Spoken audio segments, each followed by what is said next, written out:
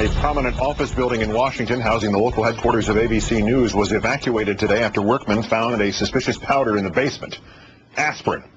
The airport in Long Beach, California was evacuated today after the discovery of a suspicious device, a video game. Our third story in the countdown, you can't do anything but evacuate, and you can't keep it a secret when you do. But once again, if the government finds something initially suspicious in, say, airport baggage, does it then have the right to reveal its suspicions without revealing the later innocent explanations? What was theorized and proclaimed a possible terrorist dry run turns out to have been a leaky cold pack inside the luggage of a woman in her 60s. And once again, we must examine the nexus of politics and terror. The bulletin from the Transportation Security Administration. Incidents at U.S. airports may suggest possible pre-attack probing. Raised the specter of possible dry runs to law enforcement and airport officials dated July 20th last Friday, but not leaked to the media until 4 days later on Tuesday. We'll return to that curious timing in a moment. The bulletin cited incidents, quote, resembling improvised explosive device components at U.S. airports from last September to now, including blocks of cheese packed in luggage near a cell phone charger or near wires. And in another instance, ice packs that, quoting from the bulletin, had clay inside them rather than the normal blue gel. But those ice packs at San Diego's Lindbergh Field contained the usual blue gel, according to the local TSA security director there named Michael Aguilar. They belonged to a woman named Sarah Weiss, 66 years old. They had leaked, creating what the chief of police of San Diego described as a clay-like substance around the edge of the packs. There was tape on them, too. Turned out that was clear tape and not duct tape. Thus, the local TSA director does not know why the TSA in Washington incorrectly identified it as actual clay in the bulletin. Nor is anybody saying anything about why, when interviewed afterwards, Ms. Weiss, who owned that bag, the first question asked to her, according to an interview she gave tonight to ABC News, was, do you know Osama bin Laden? Of course, remaining open, the question about the cheese. The answer to all of it, really, could be found in that bulletin, which said that initial investigations did not link passengers carrying these items with terrorist organizations. And the TSA has since said on its website that it sends these kinds of alerts out routinely, 90 of them over the past 6 months. Which brings us back to the timing of the bulletin's release to the media, coming on the same day that Republican Senator Specter told Alberto Gonzalez that, quote, your credibility has been breached to the point of being actionable. And on the same day, the New York Times reported that generals in Iraq envision U.S. troops there through 2009.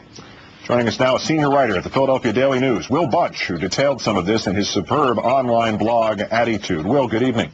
Hi, Keith. How are you? Not bad. We also know now that those local TSA screeners in San Diego spent 3 hours clearing this poor woman's baggage, and in the end, she said, well, I'll just throw out these leaking ice packs if that'll make it easier, and they let her get on a plane. You wrote yourself, the local officials did exactly the right thing, but to put to you your own question, why then do the TSA officials in Washington place blatantly incorrect information in a bulletin that is sent nationwide and then leaked to the media?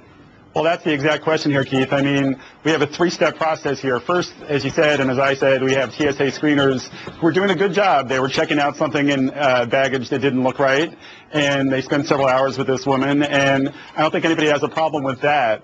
Then the next step is the TSA officials in their bulletin put out this bulletin. The information is just flat out wrong in some cases. As you've reported, this was not clay. This was just a leaky bag, leaky ice pack. And they put 4 of these incidents together. None of these incidents, 3 of them have been reported on in the local papers now.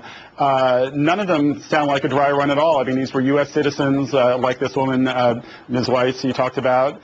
And it was put together to make this bulletin. And then the third step is, how did this get leaked to the media? It was leaked to a couple of major news organizations. And all yesterday afternoon, it was top of the hour lead story in the afternoon, bumping these other stories off the news, Gonzalez, the contempt citations from Congress, and all the other stories. Does that not underscore the ease with which someone could, on any given day, given that they have 90 of these bulletins over the past 6 months, just let one of them fall into the hands of the media for that purpose, or are we being utterly too cynical here?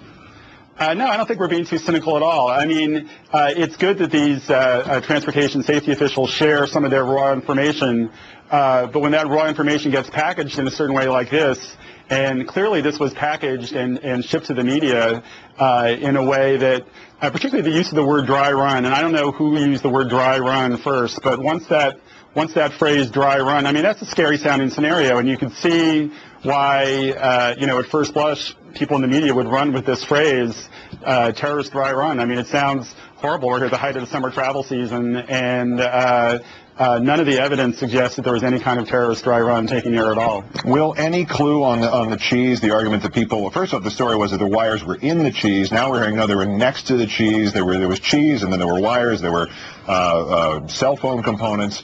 If there is cheese inside or wires inside a cheese, that could look like plastic explosives with a detonator attached. That could look like a dry run. But is that the final version of the story, or is it just things were near each other? Well, there were two of these, Velveeta capers, or whatever you want to call them. One was in Baltimore, and apparently that was a person's DVD charger that was placed next to some processed cheese that for some reason they decided to bring on their vacation.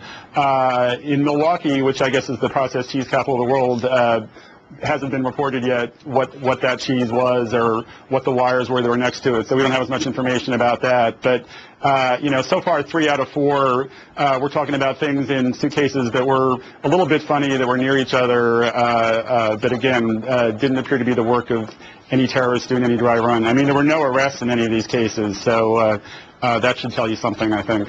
Will Bunch, senior writer with the Philadelphia Daily News, and before we go, I wanted to share something with the viewer. Front page of the student paper at the Hackley School in Tarrytown, New York, February 21st, 1975. Oh, my God. Here's the lead article with the byline from your senior editor-in-chief, yours truly, Bill Roberts being the president. And then here is our then Cub reporter, 85% of seniors propose projects by William Bunch. It's nice to see you recovered from working for me, Will. That's why I went into journalism, Keith. I learned from the best. Well, I hope you learn from better than me later on.